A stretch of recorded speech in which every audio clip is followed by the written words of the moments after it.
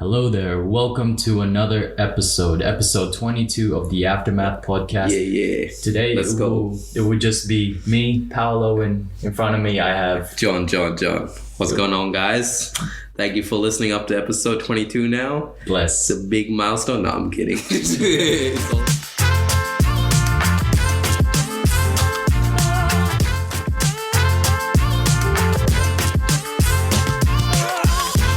I'm ready. Today, Let's go. Well, what are we looking at today? Today we'll be talking Kylie Jenner has a new kid. Yeah. Travis Scott. We have a couple of pop culture things going on for the first half of the episode. Right. And then we move into our more film and like TV show kind of circuit that we go on. TV show. And then we might just cap it off with what's going on in our personal life. Personal lives and shit. Growing up. Because we know you don't want to listen to that shit. It's weird to say that we're growing up because we're already at the ages of 24/25, but bro, don't keep reminding me every birthday that I think about my birthday, bro. I don't even want to celebrate my birthday anymore. It's just like you're basically celebrating the day you're celebrating each year that you're closer to death. That's sad. But look, like I think after emotional damage. After the ages of 21, you pretty much just lose count. Like if anyone asks me, how old are you? I'm just like, I'm 22, 23. I don't know. 22. Bro, actually, yeah, that happened to me. Remember we went to the server once? Nah. How old are you? I'm 18. So the server lady asked Jonah, how old are you? And he said, oh yeah, I'm 18. And this guy had no hair on his head. No hairline, bro. And I was so shocked. But at the same time, I felt kind of impressed. I was like, damn, you know, like the Uno reverse card, when like kids at the ages of 16 saying they're 18? Yeah. No, you were like 2021 saying you were 18. Look. Buddy. I was already old as soon as I was in high school, bro. I had more pubes than anyone in fucking school, bro. How do I know that? Shit. Okay, let's be honest though. Who had the best beard in the game? Yeah, shave the beard and by recess it grows back. Alright, so we get back to the let's push some peas. Let's push some peas. Let's get some of the Kylie, Kim, and all those Jenner fans, Kardashian fans in a fucking hate. So what's going on? Because Kylie Jenner and Travis Scott, I thought they weren't together. They aren't together. But they're having another kid, is it? They're having another kid. I think Kylie has an obsession with being a mom, but since she's so rich, I don't think she actually does any mom-related things. She probably has like a million nannies looking after the kid, like Stormy and stuff. At the same time, I was watching this is weird, but I was watching YouTube clips because it comes up on my feed. Yeah. And it's because I watch all this Entertainment Tonight shit and TMZ and stuff. Yeah. And there's basically clips of her, like, she was like, I think like 15, 16. She was like, I want to be a mom. Right. That's my goal in life, to be a mom. And I was like, what the fuck? Speaking of that, I also saw like a clip of Kendall on those like little reels as well. And she was listing out like her sisters and from like best to worst, like parent. And she said that she loved all her sisters equally. Yeah, but Kylie did come last, saying she was like not the best mom. I think Kendall and Kylie are very different people. I think Kylie has more kids, man. Kendall, yeah. It's not. I think Kendall is more in line with Kim, and Kylie is more in line with what's the other Kardashian's name? Kylie kind of got like old Kim K's like surgeries and shit. It's true, eh? It's weird how like it's like Kim Kardashian just made this blueprint for everyone to follow to be successful. So like she went with Instagram Kanye, thought. She went with Travis Scott, which is like, what would you say, this generation of Kanye? Okay, maybe that's it. No. Travis Scott, I think Travis is his own thing. Like, he doesn't need to be compared to Kanye. But on a rock star kind of level. Rock star, he's very big. He's huge. He's huge in the sense that I think in the Western audience, he's pretty big. Right. Because everything he produces, it sets like the tone for the industry for like a moment at least in time. Like for example, like Jack Boys when it came out. Right. Like I thought personally when I first listened to it, I was like, oh, what is this shit? This shit is trash. And I kept listening to it. I was like, whoa, this is actually a fucking vibe, bro. Like it's one of those things, right? It's a great, and it's not just like I guess the lyricism in there. It's Jack Boys isn't an album. It's actually a vibe. That's what I would say. It's an aesthetic. Like as soon as like the first trailer dropped for Jack Boys, the 8-minute trailer with Sheck West and like all the robberies and stuff, I was like, whoa, this is crazy. Like I've never seen a video directed like this. Yeah. Apart from maybe Kanye, FKA Twigs, or Baby Keem. Right. Like these rappers, they will go out of their way, or like these musicians will go out of their way just to like set a tone or a scene for the whole album. Isn't that what an album's supposed to do? Like capture a particular vibe? Because I feel like that's why I'm so into Kanye. Because every single album is just different. It's a different album. You compare like, let's say, Late Registration to Graduation to Life of Pablo to Donda. It's just different every time, but it hits hard every time. And it's crazy because through each album, it's a different experience. Because I think it shows personally what Kanye is going through in that particular album. For example, if you take college. What's it called? College Dropout. College Dropout. Yeah. He's talking about the education system in America. Yeah. And like how to be successful in America without a degree. Yeah. And just working hard. Or like making connections, and then it goes to I think Late Registration, I don't like it as much as College Dropout. Yeah.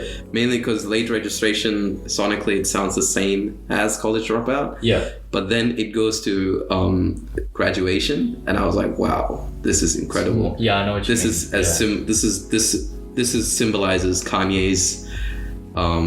Kanye leveling up to an actual rock star level. Because if you see the live shows for Graduation, like I didn't see it personally, but you look at the YouTube clips from 2009 and bro, oh my god, like the Wake Up Mr. West. Wake Up Mr. West. He transforms that song into something completely different for a stadium audience. Like that album was specifically made for the stadium, and then every song in that album, like, because I wasn't like a huge Kanye fan pre 808s. Like I'm more like the post 808s guy. Like after he went through the heartbreak and losing his mother and shit. Right. That was like an incredible like moment for me. Like 808s, listening to Love Lockdown first. But then as I grew older, I started listening to the old albums and stuff. Yeah. And I started relating to it a little bit more in a roundabout way. Like with College Dropout and shit, I realized, oh shit, this degree doesn't really mean anything. I know. It's sad, man. On another note, though, actually no. But then he went to Yeezus, and then that itself was a completely different vibe. It was a new sound that was captured, and it kind of motivated or inspired a lot of the other newer artists coming out at the time. I'm gonna tell you right now, without Yeezus, there would be none of these Suicide Boys. There would be no Travis. There would be no who else would be there who could be like the hype XXXTentacion, because this is like the start of like I guess you could call it like a rock star kind of rap, not like some Linkin Park kind of rap, which is good in its own sense, but this is completely different because it's so raw in the way that he built the sound. And he had so much influence, not just from America. He would travel to like different parts of the world. This is what he does, you know. He's like a sound what do you call it? A sound engineer. No. He's like he's a sound connoisseur because he's going around the world. He's getting like a continental dish of each thing. You know, when you talk about like 808 Heartbreaks and you didn't really listen to the albums prior to that, then you came to appreciate it. That's kind of the same for me and Yeezus, because when it first came out, at that time I was just like, what is this? Like, what is this? Because I was kind of listening to Drake at the time as well, and I was just like, 2014. This is so kind of in your face, like I'm not kind of into this. Bro. But then, you know, when you go to pre's and stuff and you start listening to it, and I'm like, oh wow, okay. Like for example, recently I know that you were going on a run with my roommate. Yeah. She's been training and boxing a lot, and you guys went on a run. I think it was like 7 a.m. Yeah. I took the same route, and you know that uphill I use for sprints. Yeah, the drag. For explosion. Yeah. I was so exhausted. I already did like 3 kilometers down, and I'm running back up, right? Yeah. I'm exhausted, and then I hear Black Skinhead Pump, and it's just like this second gush of what's the line here? It's just like the Demon Pop. What was it again? What do you mean? The lyrics. Hang on. Dude, Black Skinhead is an amazing track. Have you seen the video? Yes. Do you remember the video for it?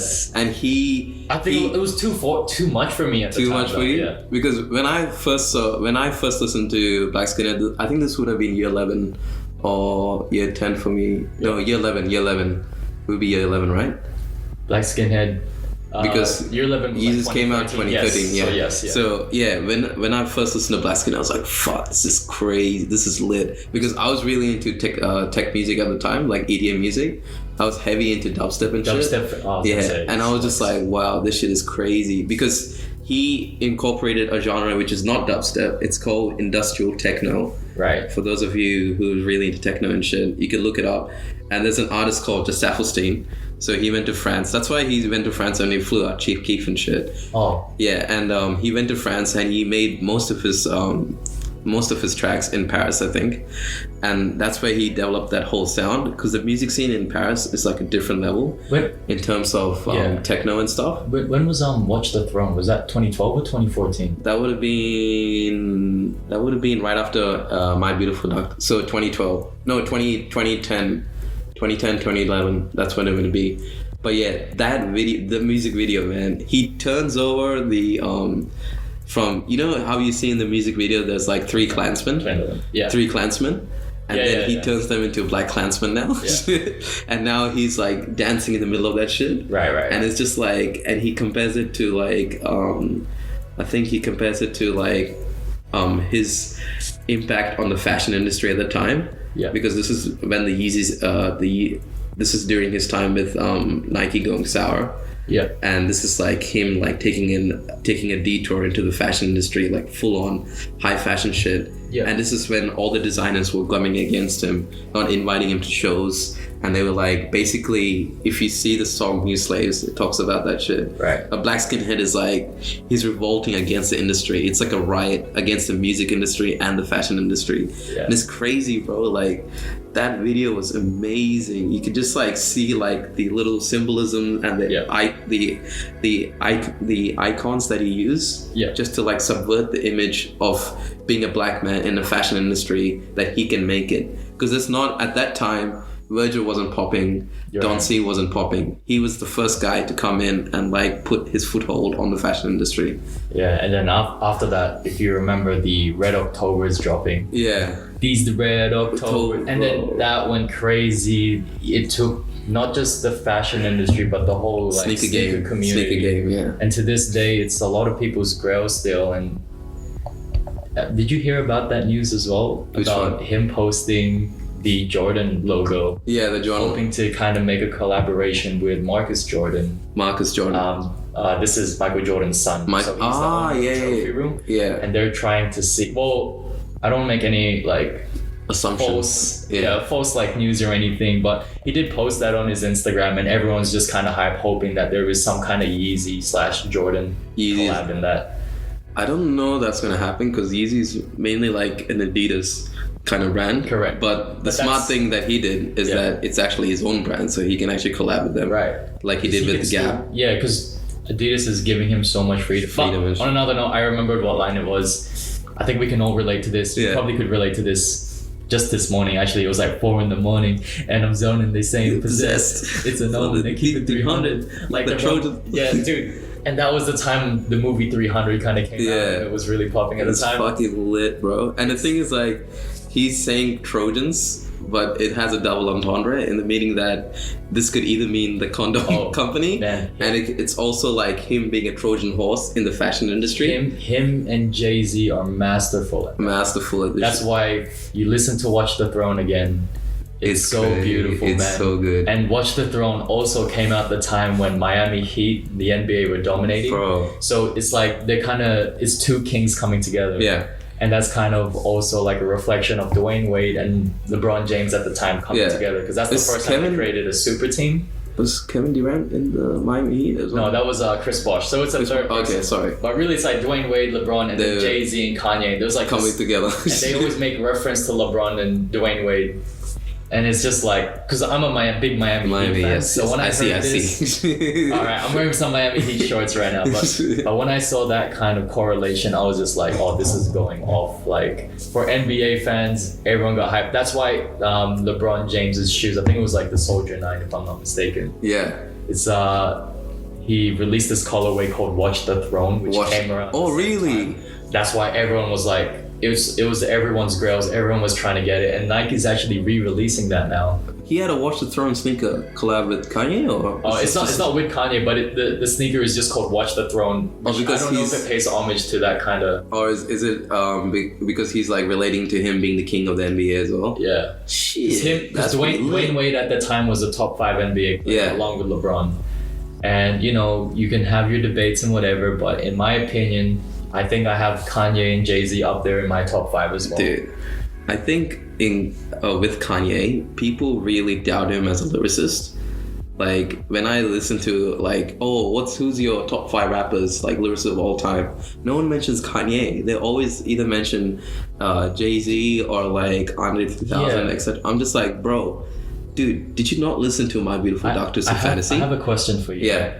Do you think that it's because he's that overwhelmingly good as a producer that people kind of overlook his...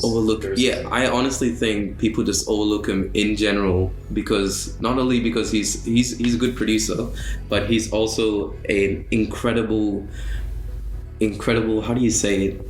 I guess you can relate to like an art director, like the way he directs from his music to his videos to even his lifestyle.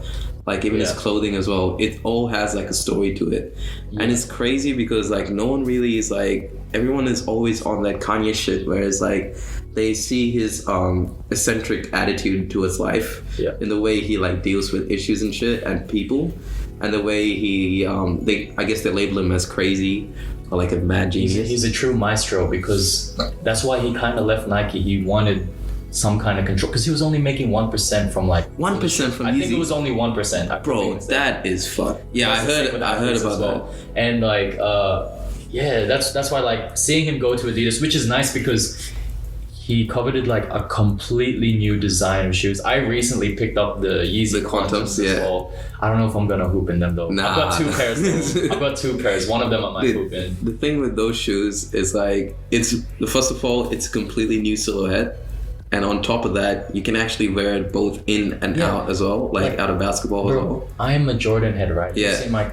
You've seen what I've got, right? Jordan 1s to 14s, I've got them, right? And everyone's just like, oh, nah, they look whack, they look different. I'm like, dude, I'm so sick of seeing the same silhouette. And although the original colorways are great, but when you look back 20 years, you got to look back at like this moment in time as well. That's why I like shoes, because you can look back at this. Like when I look at like it's memorabilia, I guess. Yeah, when I look at 350 runners, the original ones, like I think of 2016, everyone wearing them with like cuff joggers and like that was the vibe. And then I looked at like StockX and I grabbed myself a pair. It's like 2,500. I'm like, hey, 2016 can stay 2016. Wait, is this the like the turtle doves? Oh shit, they're so those high in ones. prices, man. Like.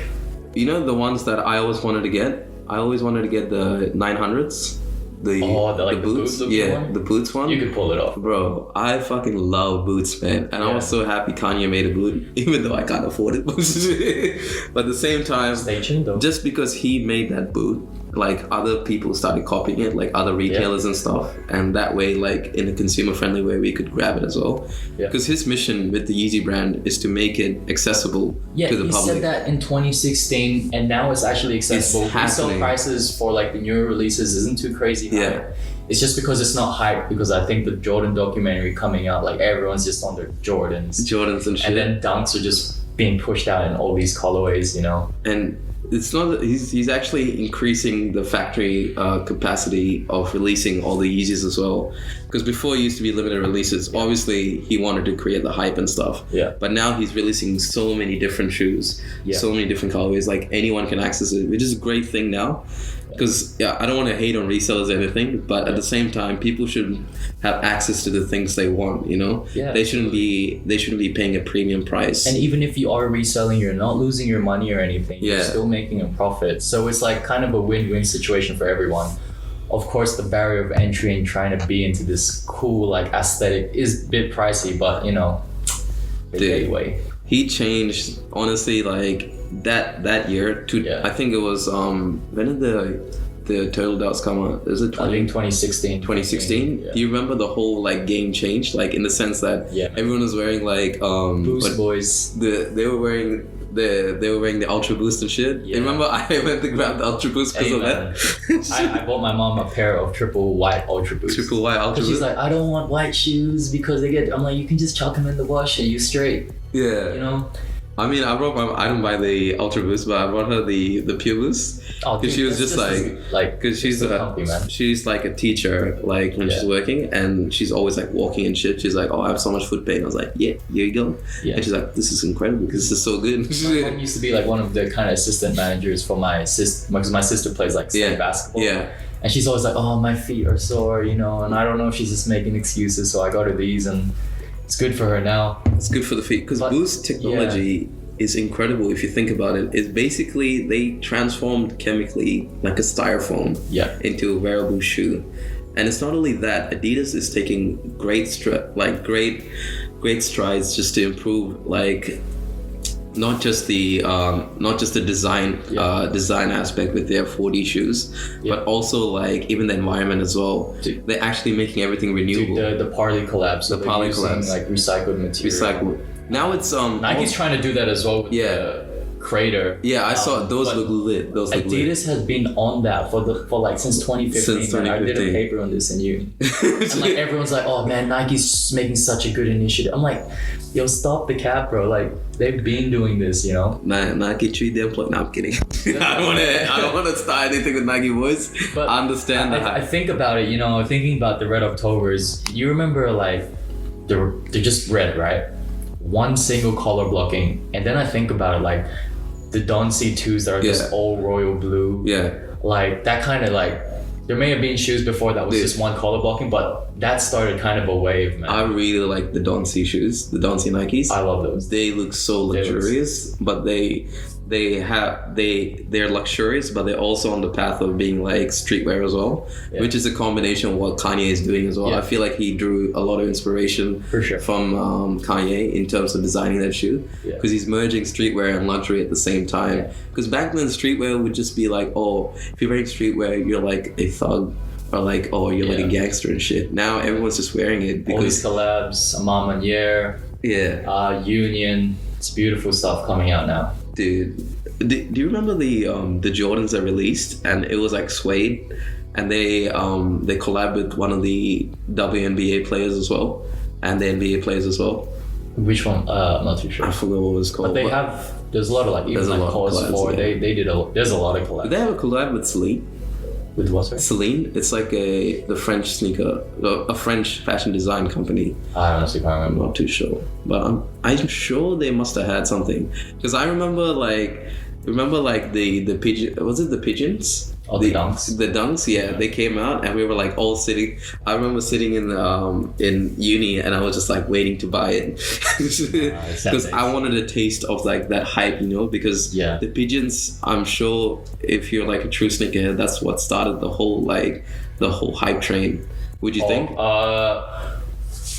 Or when it re-released, you're saying? No, when it released first. Dude, that along with like a lot of other dunks, definitely. Like dunk code, there was like the sneaker community now isn't what it was back then. Yeah. Before it was just SB dunks, the same silhouette, all these different colorways. Now there's all these different silhouettes and stuff. Yeah. All these different designs. Yeah. But what people forget is that skateboard culture actually started this whole hype train. And the thing is, like, there's a lot of garments and style aesthetics that is borrowed from the skateboard culture. For example, like the baggy pants, the thick shoes that are getting popular now. Yeah. Like I remember Rocky released his was his Under Armour collab. He released the Under Armour collab. It was a direct copy of a skateboard company shoe. Yeah. I forgot. I forgot the shoe's name. Because it's not Rocky, so I wouldn't remember. But he directly copied that shit, and all he did was like basically chuck a little bit of like stickers on and shit, Yeah. Do you remember that? Yeah. I know when you're talking. And it's like the sneaker culture. I mean, the skateboard culture has influenced a lot of what the sneaker culture and the fashion industry these days. It's funny you mentioned that too, because if you look at fast fashion, no shade thrown at like H&M. Or ASOS. Do what you need to do. Zara. Like quick fashion. Now they're like manufacturing all these like baggy jeans. So like the love of thrifting and trying to find those pieces is there's kind of like a shortcut to it now. Yeah. Through Depop. Yeah, and it's all because of like SBs coming back. Bro. There's a wave. There's that style everyone's trying to attain again.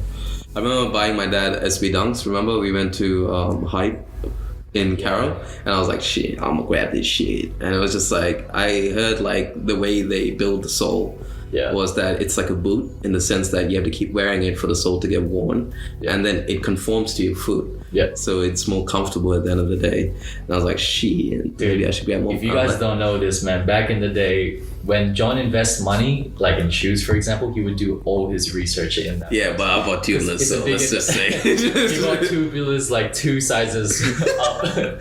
But yeah, I picked up my pops like, this is before Kobe passed away. Yeah. I picked up like, because they started re-retroing the Kobe's. Yeah. So I bought him the like Kobe 4s.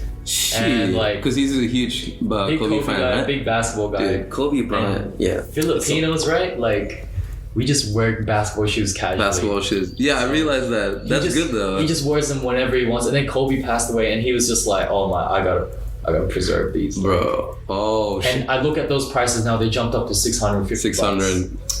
Dude, it's the rarity, man. Because what Kobe symbolizes for the basketball and I guess the Filipino community as well, it's the Mamba mentality. Like 20% of Filipino basketballers have the like Mamba Nike logo. Nike logo and shit. Along with the Filipino flag. Damn. Because I used to remember, you used to go to the Philippines and you used to come back with so much drip. Just like, like all the snapbacks, like the shoes and shit. Okay, the snapbacks and some of the Nike shirts I got from Green Hills, which was it wasn't authentic. I just got it. Oh, you No, all the snapbacks and stuff, but like all my Jordans and stuff. Yeah, they were all real and stuff. I think like people shade the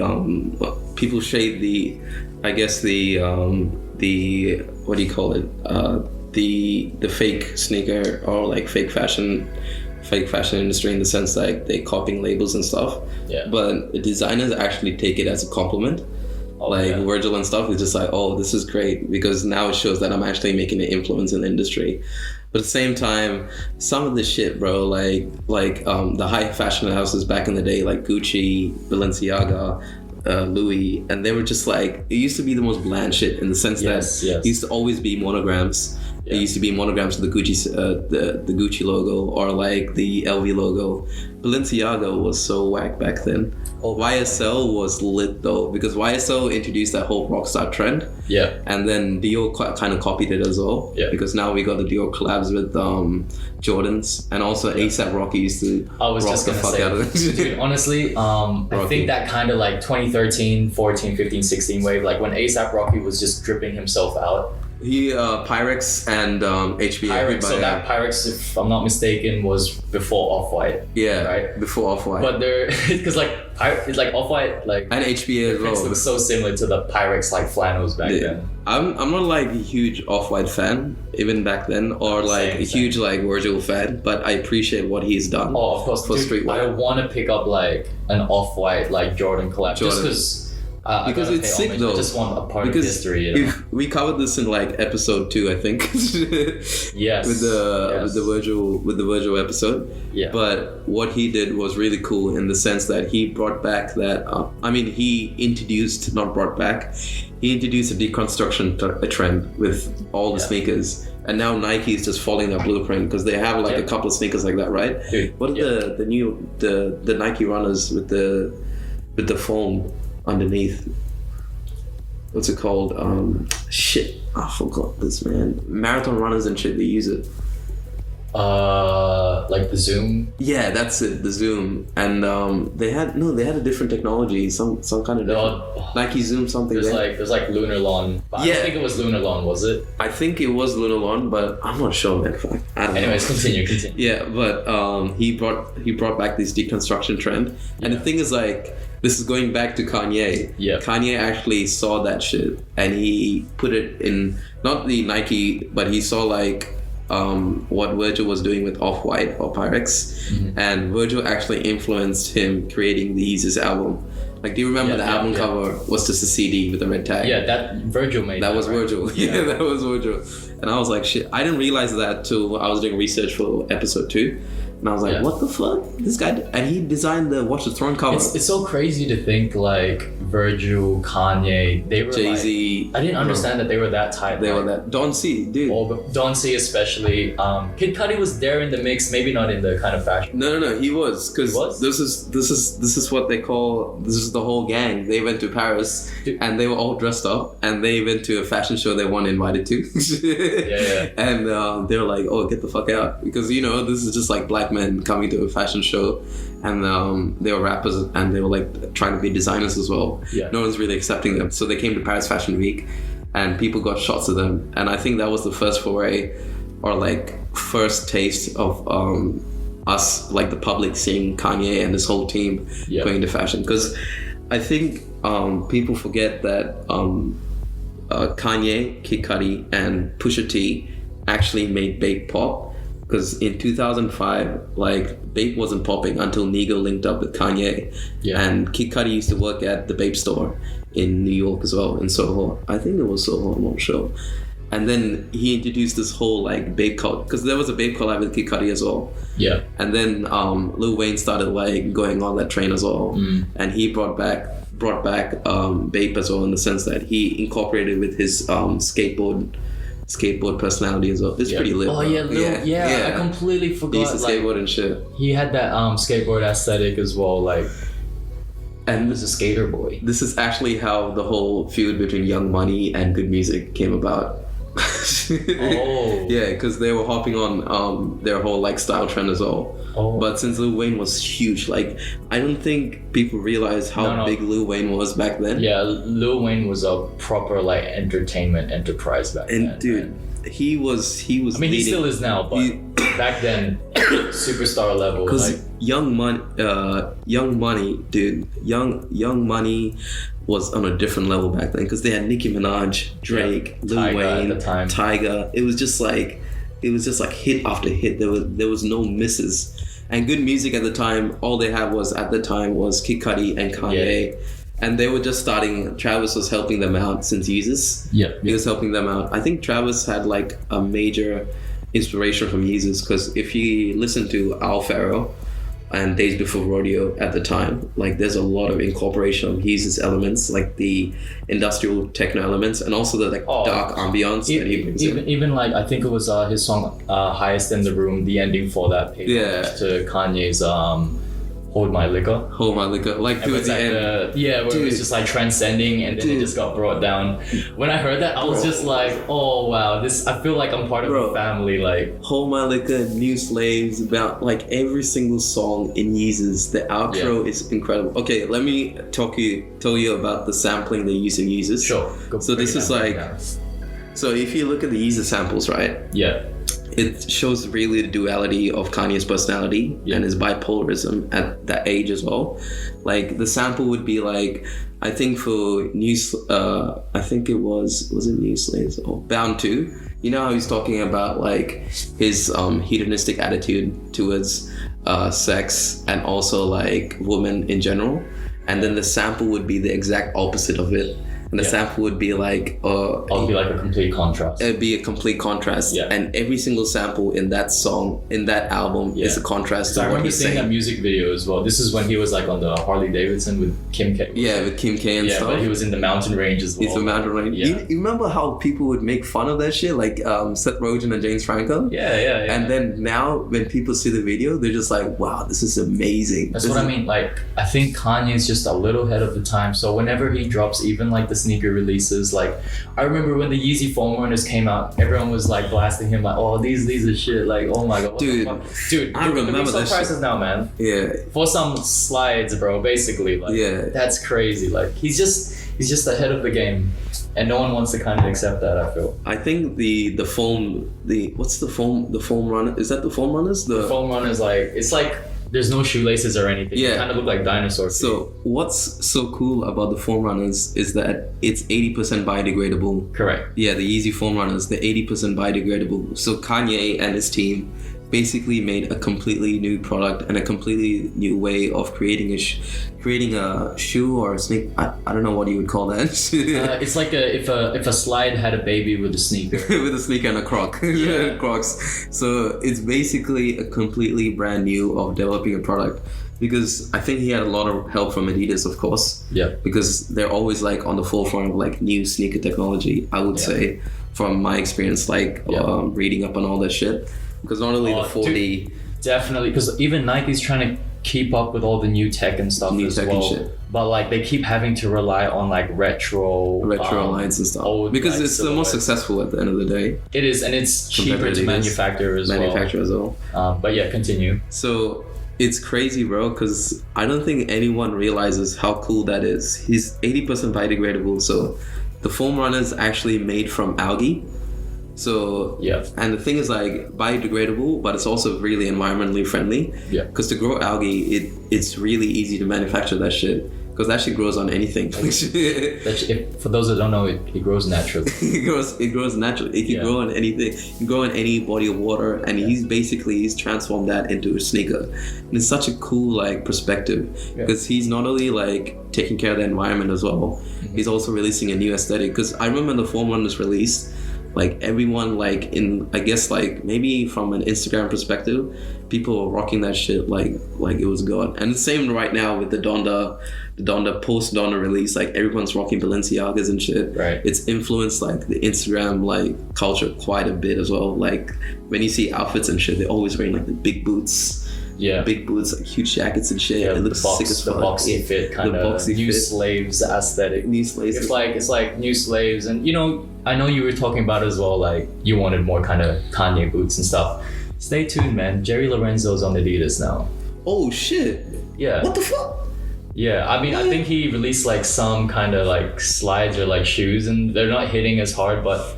For those that don't know, Jerry Lorenzo is one of the more renowned designers today as well. Remember, I used to for a lot of the good nights. I used to try to dress up like that. Like, I couldn't pull it off. It's hard because you gotta kind of have to have this like slim. It's not that. It's just that I would go online to buy this shit, and it would be like a size up for some reason. It wouldn't be true to size to me. So my coat would be like it would go up to like my fucking fingers. And then I had to fold that shit up. Oh, bro. Anyway, shit. More money, then I can get better clothes, but not right now. The thing with Kanye as well, you're talking about all this like environmentally friendly material that they're using, especially like when you're talking about algae, right? Yeah. Dude, he's pumping out all these colorways on top. And he's like mass producing these. So like he really is staying to his word when he said in 2016 like, he wants everyone to have Yeezys. Like, because the Yeezy, for the kids, for the demographic listening right now, like the younger guys, right? If you're into like your Jordan 4s, Jordan 1s and Dunks, you think that's cool now. You have no idea how big Yeezys and stuff were back then. Now it's just making it super He's making accessible. it popular, accessible. Yeah. And the thing is like, it's a great thing because now Yeezys complement like the fashion industry now, like where it's like the baggy clothes and shit. When he released the 700s, people were clowning on that shit too, like the dad shoe trend. And now look where it is, back then at least. Because I remember Balenciaga releasing the Triple S. And I think that started the whole thing. And then he started like getting on that vibe as well. And it's just like, bruh, I just gotta say, Sway never had the answers. You never had the answers, bro. He was comparing his fucking merch line to Kanye's high fashion line, and I was just like, what the fuck, bro? How disrespectful can you get? Like, you can't say that shit. And he was explaining to Sway, it's just like, you ain't got the answers, because he actually doesn't have the answers. Right. He's never been to Paris trying to like link up with designers like Demna or like I think back then, who else was he? who was the before Demna? There was another Balenciaga guy. Shit, I feel so bad not remembering his name. Fuck. But anyway, shit. It was bro. Another episode, man. We'll do more research. I didn't realize we were gonna go this deep into this TBH. Shit. When we were initially talking about Kylie. Congratulations, Kylie. Congratulations. Is there any confirmation Kylie, if it's a boy or a girl? Shit. I don't know, bro.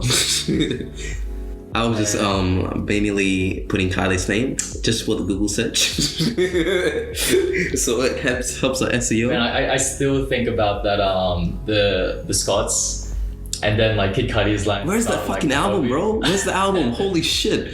You remember when the Scots released the first track? Oh, dude, because it was during the pandemic. The pandemic was just fresh. Yeah. In Australia. I was getting my sister loves that song. Much, man. Yeah. This guy's so sad. Up at the house. And the thing is, like, you remember, like, on Instagram, we were like, we all did like a group thing. We all like were getting raging to the song as well. And I was like, fuck, this is lit. Yeah, and I just felt so united because I haven't seen you guys in so long. And it was a way for us to like connect as well. And the thing is, like, I'm a fucking huge Kid Cudi fan. And like anyone who I know who knows me knows how big of a fan I am of Kid Cudi. Like if he releases an album, I'll be promoting that shit for him. Bro, tell these phony bitches beat it. With the Photoshop and body Adobe help me. She in there making panini. Yeah. She know I got all the bread. She know me got it. Dude, yeah, like, that's Kid Cudi's line. He was like kind of throwing shots at Kylie for Travis Scott at that time because that's when they were like separated. Yeah. And you know. And panini is also it's a double entendre in the sense that she's like making his bread, but also in the sense that it's actually a reference to the producer Dr. Genius. Yeah, he produced the song Panini by Lil Nas X. Okay, yeah. So it's like a double entendre because Dr. Genius actually produced that whole track as well. And Dr. Genius is a great producer, along with why do I keep forgetting the names? He was also on Passion, Pain, Demon Slaying. Yeah. If you guys haven't heard the album, please check it out. It's like an ode to like the whole trip hop genre, which I keep like telling people to listen to this shit because trip hop is what inspired like Kanye through his whole music, hip hop period as well, and also a lot of other artists like what's his name, Absol. Or Kid Cudi, like I can't remember any other artists at the moment at this time. But when trip hop was initially it was a sound from England, so it was a whole new genre of music. But what they would do is with the tracks they would play, it would feel like you're on a trip. That's why it was a trip hop, because they would mix the beats in the sense that they would have like this echo beat at the end of the instrumental. Like kind of ambience or reverb. It would be a lot of reverb, and also like say like kind of like testing from ASAP. Yeah, it would. Or ASAP had a huge inspiration for testing from trip hop because you remember the song ASAP Forever. That's like one of my favorite. Yeah, it sampled Porcelain by Moby, and Moby was one of the forefront runners for trip hop as well at the time. And it's crazy like how it's evolved to the state right now. Like you can hear like resemblance of that music in different artists as well. For example, if you take The Weeknd, there was a song from Portishead. It was called Machine Gun, and he completely copied that beat and he made it in his own thing in what was the first album that I released from? This was before Beauty Behind the Madness. What was that shit? There was an album before it. It was called Trilogy, and there was 3 parts of the trilogy. Yeah. First was House of Balloons, I think. I'm not sure, but yeah, he completely copied that track, and he had a collab with Drake on it as well. What was it called? Fuck. sorry. You can look it up. If you want to have more information and insight into this, go follow The Frequency. No. Follow the Aftermath podcast because I'll definitely post some shit about it. Yeah. Aftermath podcast 1, 2, fellas. But yeah, it's incredible like how transformative it has been throughout the years. And one thing you can say about genres is that it still stays till this day. And the thing is like it's a 2000s thing. Yeah. And I think I don't know if you've heard of Massive Attack, But Massive Attack was like a huge thing in the 2000s as well, with Tricky and Aftermath, which was a song by Tricky as well. And there was also Mezzanine, which is a great album. If you want to get into trip hop, start with Portishead. The album's called Dummy. And also Massive Attack, the album's called Mezzanine. And you probably heard of the song Teardrops. Yeah. And it's like, bro, Could you just sing a little bit for me, please? Oh, thanks. It's like it's hard for me to sing it because it's so trippy, bro. The way the song goes. Obviously, we don't want to post it right now because it would be like copyright the fuck out of it. But right. It's lit. Like they set a whole vibe back then because the Bristol sound during the 2000s was a different thing. It was, I don't know if you seen Tokyo Drift, right? Yeah, 100%. Do you know my national Asian? Sorry. Yeah. Okay. Yeah, so Tokyo Drift, when you know Pharrell actually produced that whole album. Yeah. So when Pharrell was producing it, he had like a lot of influence from trip hop. Like for the example, the song with DJ Shadows, it was called 6 Days, the remix with Mos Def. Yeah. Bro, that was incredible, bro. The way you combine trip hop with rap. That's how it's supposed to be, and it's just incredible like how iconic that song was. 6 Days. It's like I was starting with the beat. It's like shit. But yeah, going back to that time when Kanye was like, hopping to Japan and Tokyo 24/7, bro. Everyone's just like, we want 06 Kanye back, but I want him to keep going. Keep going, bro, because I was listening recently to Ye. Yeah. And this was just like no filter Kanye. He was just saying whatever he wanted to say. Like when I was listening to I thought about killing you, and then killing himself as well. I was just like, fuck. Because my girlfriend's kind of been into like the whole astrology thing. Yeah. And I found out like Kanye is a Gemini. Ultimate Gemini, yeah. And I find that I think about a lot of things really quickly and deeply. And I think like just about a lot of things, right? And like Kanye's kind of similar in that as well, and he's just basically saying like, why can't I say these things? Why can't I say these things? Because it's, I guess publicly it's not accepted. Yeah. But then it's Kanye, so he makes it accepted. Like for example, I think that was back when he was wearing a red hat. He was trying to start a conversation. It wasn't that he was supporting Trump. He was saying that you could speak your mind. If you want to support someone, you can support someone without being so divisive. Like back then when Clinton would call, like if you voted for Republicans or Bernie Sanders, call her, she literally named them a basket of deplorables. Yeah. And this is what started the whole divisive trend in America. Yeah. And Kanye was trying to turn it back around by having a conversation with the president, or like having a conversation with other people in different parties and stuff. Right. How you gonna people talk about God's given free will. Yeah. But when he wants to exercise that, it's taken away from him. It's taken away because there's no real free will in a society that deems like what's right and wrong at the same time, without a conversation or like a debate about what's actually right and wrong to say. But at the same time, it's good to have something wrong to say. Like that will show you, like it shows what really you're thinking, and you're not putting on a fake personality for people to perceive what you think they should perceive you as. Yeah, as well as like categorizing. If you think about the hip hop era in the 60s to 2000s, it's just thugs and like gangsters and stuff, but he's kind of taken it to another level where people are welcome to be a bit more insightful. And he's not just showing that with his words. He also showed that in the way he dresses himself. Remember the pink polo and backpack? Dude. What rapper during the 2000s period when 50 Cent was popping, Get Rich or Die Trying? He wore a bear on his t-shirt. He wore a bear on his t-shirt. He had the collar up and shit. That's right. And then it created again a whole movement. Everyone wanted to do that, But it's so smart the way I think people miss out that the reason why he was wearing a polo is because back then, I guess in America, like the fat culture, they would all be wearing polos and shit. Yeah. And it's a submersive attitude towards that culture that even he can wear it as a black man. Yeah. In a rap scene that's so embedded with the thug life. Yeah. And he can do his own thing. And he can also present it as a method of promoting his album, College Dropout. Yeah. Was this College Dropout wearing a polo? Even the comments he made about like, he's a kid that grew up in Chicago during the Michael Jordan era. Yeah. He's saying, look, I'm with Adidas, but how are you gonna take away Jordans from me? Like, that's what I grew up on, you know what I mean? He grew up on that shit. And people think Kanye was pretty well off in Chicago. He was not.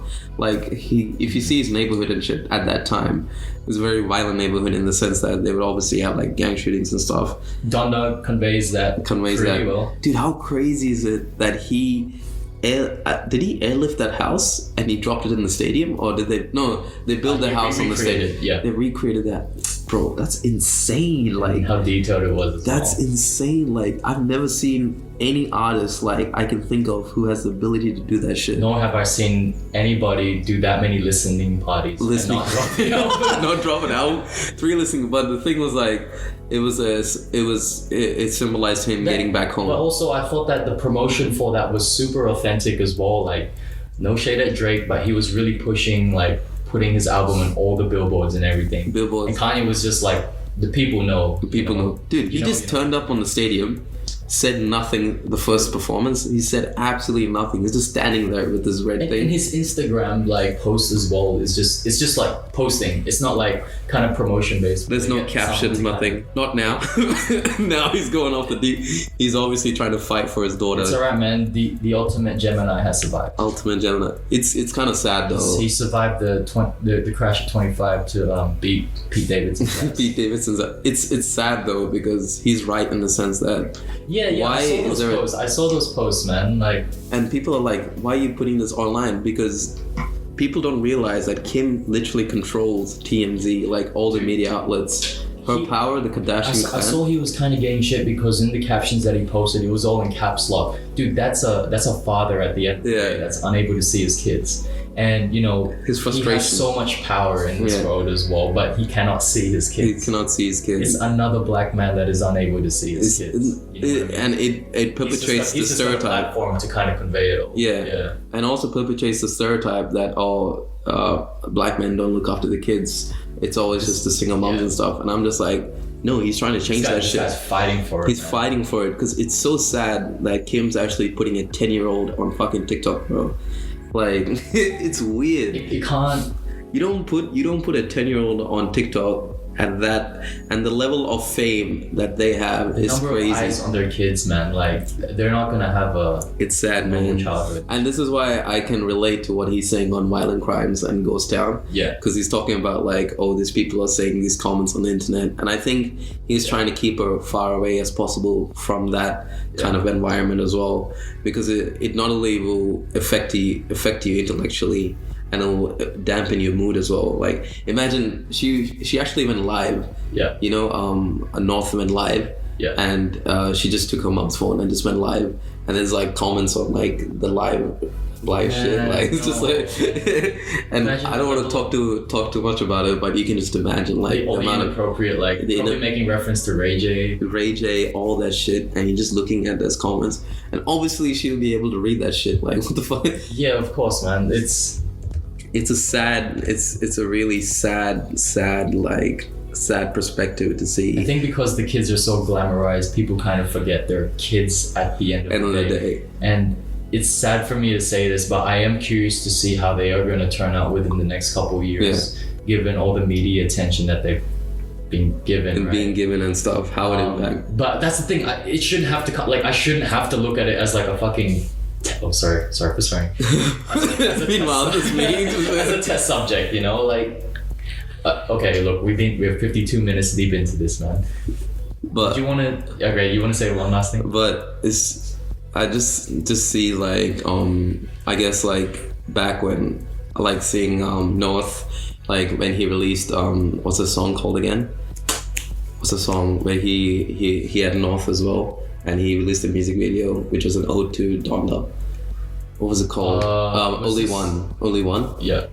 And Only One. It was like a beautiful, like deep meaning to that video, and that's why he included the kid as well. And then you have Kim just having her on TikTok just for randomly saying shit, and I'm just like, what is the meaning behind this, bro? Like, it makes no sense. It's very scary as well. Sorry to just add on. Yeah. How like these media platforms, how like quick media is like right now. How like, quick it is, and the headlines they're giving, bro, is crazy. Like it's just like, oh, Kanye's having a feud with Kim. We joked about like BuzzFeed and their like catfish kind of like clickbait kind of culture. But like this is the norm now, and it's scary. Like it's scary. Like you know how I get my news? Yeah. Like just looking at the title, and I don't want to have to come to that. You know, like I just read the title. I'm like, oh, okay, cool. Just because, like, you know, in the news side as well may not even be authentic. It's not authentic.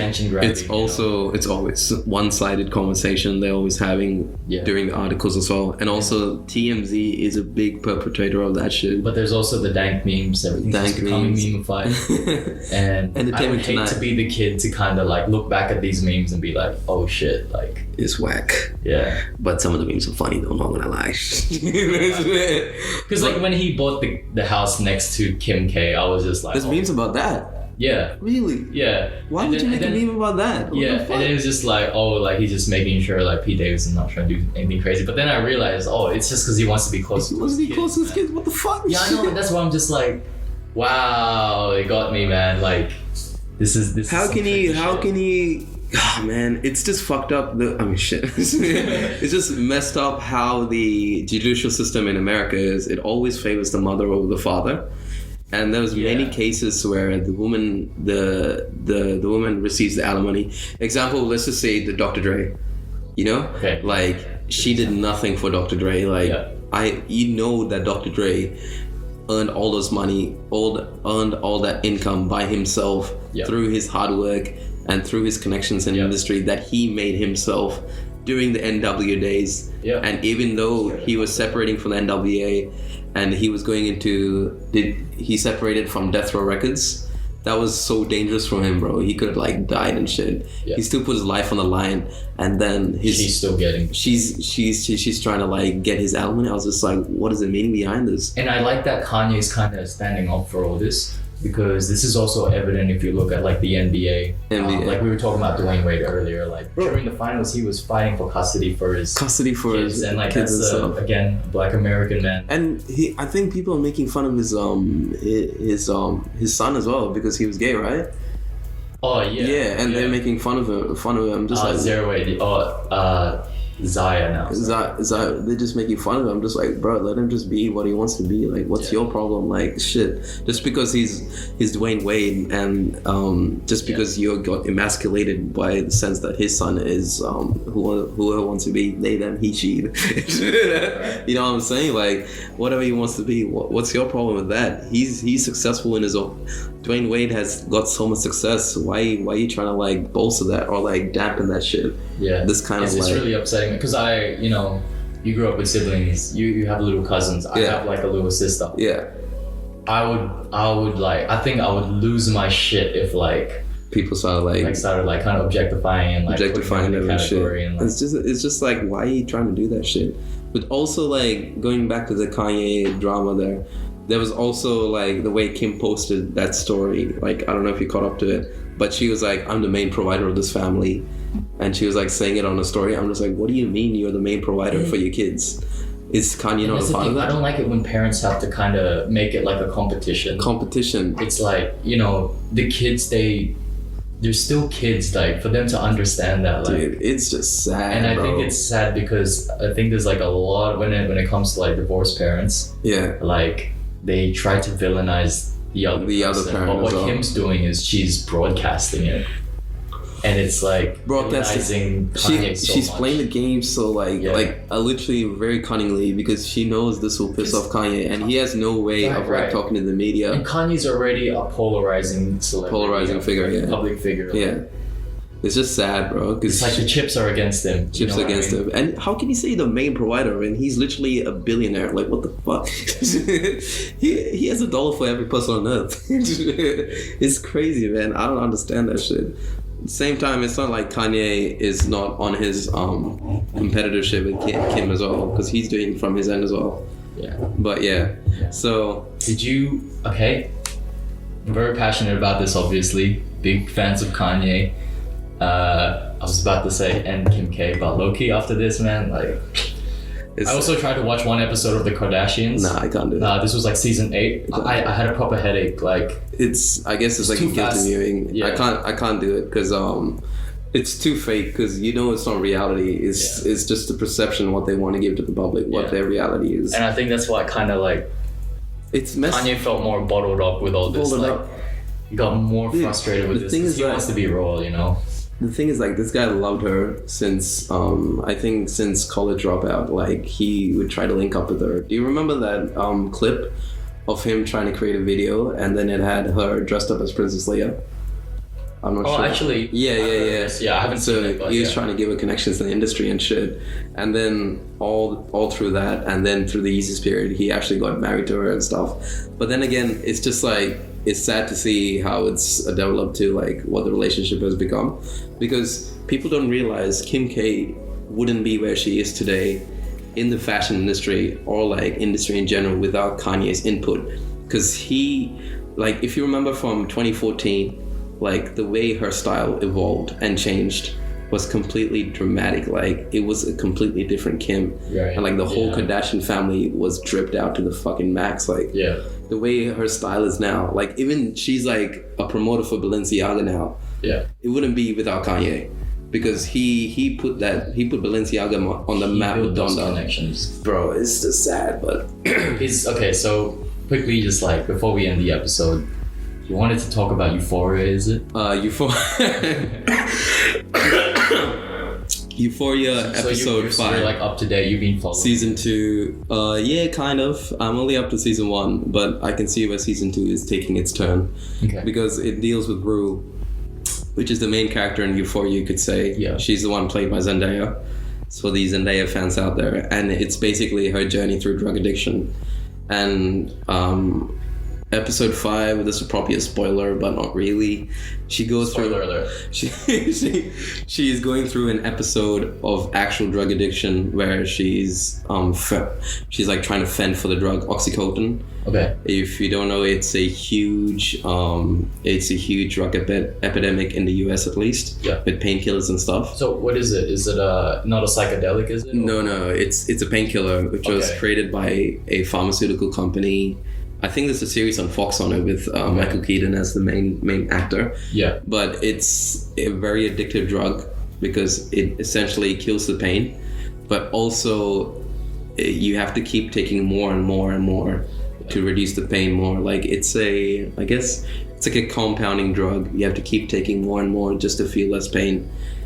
It's like, let's say it's like heroin, for example. Right. Like, if people take heroin once, they have that great feeling, but they take another time the same dose again, they won't have the same feeling, so they have to take a double dose. Same thing with Oxycontin, but at a huge degree because it's so accessible in the US. Yeah. And that people can take. Is it just like easily manufactured? Bro, even in Australia, it was quite easy to get. Like, I remember like when I was a little bit sick. Yeah. Yeah, I was a little bit sick. I was just having like headaches and shit. Right. The doctor would just prescribe me painkillers, and I was like, "Why are you prescribing me Oxycontin?" And I was like, "What the fuck? Why would you do that? Why are you prescribing me painkillers? Just give me a Panadol." Is it like similar to like opioids or? It is an opioid. Yeah, opioid epidemic. Oxycontin is the main reason for this shit. Like, just legalize THC. Legalize. No, I'm not kidding. In America, it should be like you should be taking the other road for painkillers. Like, you shouldn't be relying on this opiates. Yeah, and you should just be getting straight to the problem instead of like making it an even bigger problem and creating another big problem. Why do you think Euphoria has been successful? Like, as successful as it is right now? I think Euphoria is very successful, mainly not only because of the issues it's dealing with. What sets Euphoria out from the other shows is its visuals. Yeah. Damn. The visuals are incredible. Like, if you look at I think it was 2 episodes before, so it would be episode 19. Yeah. That we covered Euphoria. I would be talking a lot about like the visuals and stuff, and also like the Easter eggs they play with the music also has an impact on the storyline, on the plot forward going in that episode.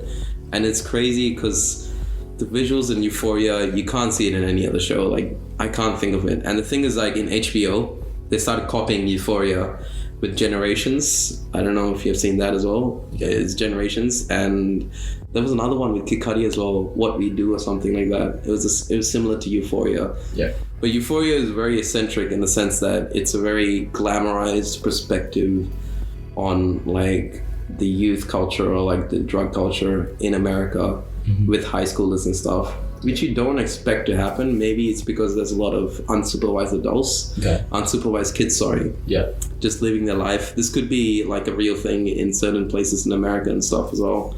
This is all covered in episode 19, by the way. Okay. We go a deep dive into it. Yeah. But episode 5 is quite sad to see what's happening, because at the end of season 1, if you haven't seen season 1, Rue actually has to go she has to go to rehab because she ODs on, I forgot what drug it was. It was probably like a cornucopia of drugs. But anyway, this is like, it's going again. It's like a cycle, you know? Addiction is like a cycle. Yeah. You get back in a cycle again. You go back again to the same spot again. It's just sad.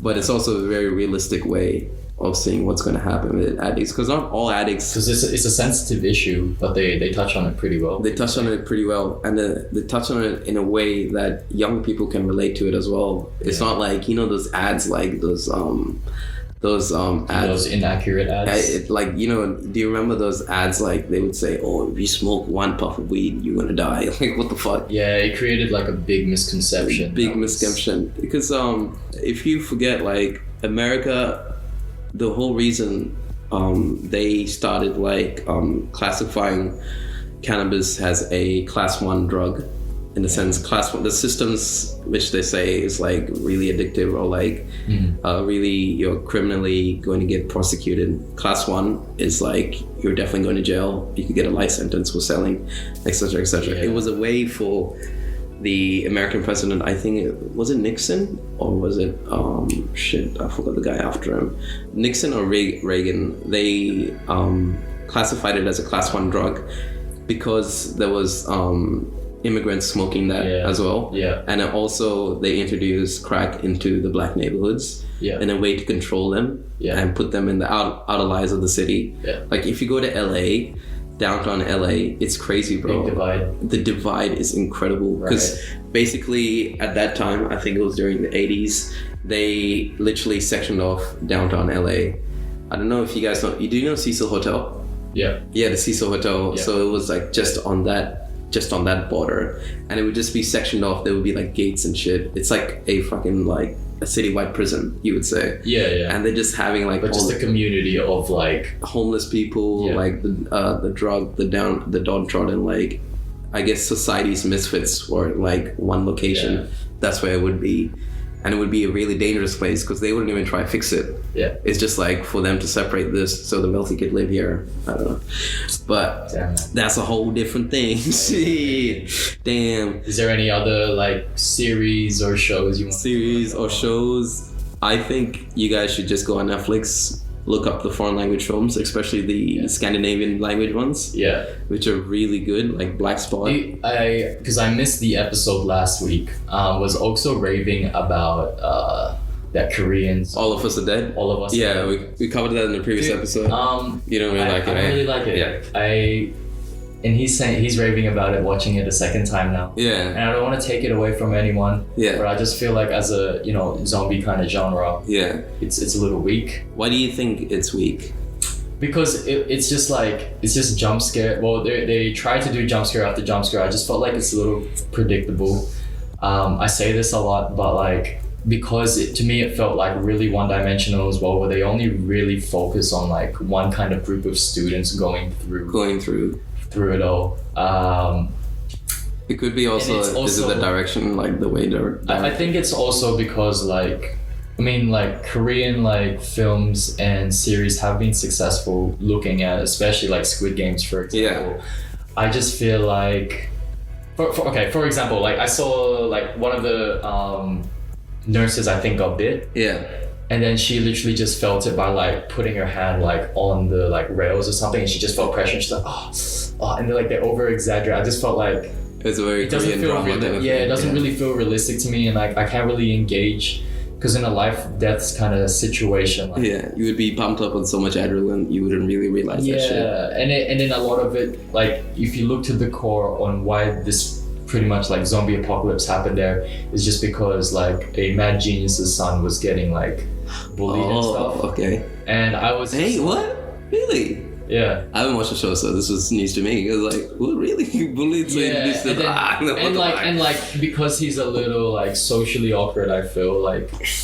So some school shooter, but Korean dramatized. Yeah, but it was the teacher, right? He was a teacher as well, and then like one of the students got bit, and then he tried to like kind of beat her up or like keep her restrained and all. And then like all the teachers like, oh, why are you doing that? And then they were sending him like to get interrogated. And I was just like, and he was just like, no, like you don't understand, like, you know. And I was just like, bro, just explain it, like, just fucking explain it, bro. Explain the if you thing. know the gravity of the situation, just explain it. In reality, that's what happened. But he was just like quite like, oh, because you guys, you know, all these bullies and like bullies and stuff. So I'm not gonna tell you. Like I made this kind of serum to like give people like that an adrenaline rush to fight against that, but it turned into a zombie. And I'm just like, bro, fucking. Okay, sorry again. Just explain that at the start so they can stop. That's like, it's one of those things where it's like, you see these steps and you're just like, oh, if this one part could have just been stopped, like the whole movie. But they had to kind of there's a lot of filler. Force it so they could have this whole zombie apocalypse. So it's not like it's more that it's like a, what do you say? It's a lot of plot armor, like, and also like that is, I couldn't convey myself right, but that is like the best way you can put it. It's a lot of plot armor. Also, it isn't the story that's driving the plot. The plot is driving the story. And because you know, I watched like The Walking Dead. I'm not up to date with it. Yeah, I think I'm up to date. 7. Really? I watch the recaps. Okay, first of all, Walking Dead too damn long, but like the suspense in it and the storyline in The Walking Dead, and then like the decision making they have to do, it just sticks with me more. When I watch All of Us Are Dead, I'm just like, okay, what's gonna happen next? Oh, given that happened, this is what's gonna happen as well. I think Walking Dead, like, they're not scared to kill off like the main anyone. I was watching the recap, I was like, holy shit, this is incredible, but I couldn't watch because there's 7 seasons now, I think.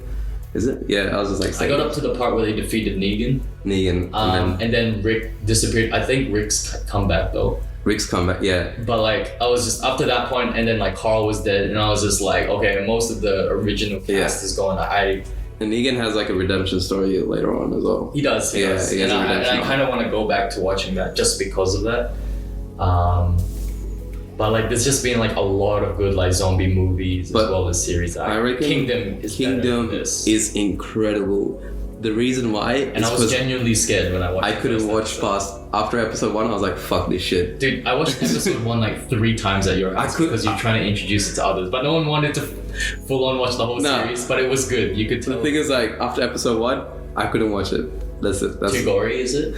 Not only gory, like, oh man, Kingdom, dude. Episode 1 was incredible. Like, I explained this in the previous episode.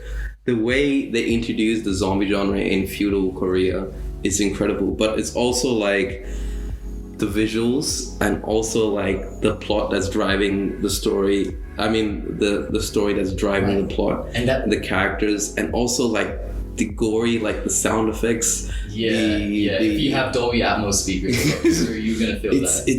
It's disgusting and gory, and you really see like how nasty it could really get in the world like that. All of Us Are Dead, that's what it was missing. It was missing. The plot. It was just like A to B, how are we gonna get there? It wasn't just like... It was like an action was zombie full film. On, like planned out, Dude, Kingdom is incredible. It's mainly because of the setting as well. Like, it's a perfect setting for a zombie film. Because how can you fight off zombies during a time where they probably thought drinking your piss would be like an ailment for an illness, and they would be like fighting off zombies and shit. And I don't want to make any spoilers. I mean, you guys probably may have already watched All of Us Are Dead, but there was one student who was a little kind of egotistical and believed that she was on like a different hierarchy from the other student, calling him a wealthy, meaning that they're on like welfare, right? And she pretty much just like kills him. Kills by like exposing a zombie blood to his wound. Shit. And that was like so petty, and I believe it was kind of done to show like meaning or like convey a message. Yeah. But to me, I was just like, I don't think that would really happen in real life. Like, I'm pretty sure the students at that age would be so freaked out. Like, what's happening? And that's why I'm thinking, like, is it maybe like a Korean culture? Because you know how like, status and everything is so important. And the bullying.